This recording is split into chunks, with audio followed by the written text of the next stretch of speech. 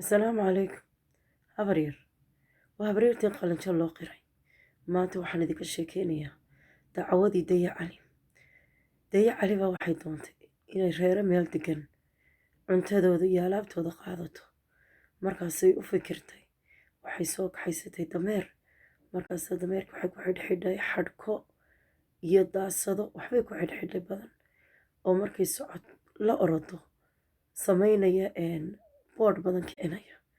markaasi soo fuushay, way soo eriday dameerkii. markaasa gadaasheedana boodh badan ayaa ka kacayay siigo. markaasa markay dadkii arkeen reerihii meesha deganaa ayay yidhaahdeen alla cadowbayna soo galay. markaasi kala carareen. markaas intii guryahoodii tagtay ayay waxoodii oo dhan qaadatay. markaase waxay ku tiri, way ku heesiisay, dayacaalay dad moodeenoy dunidii uga yaaceen.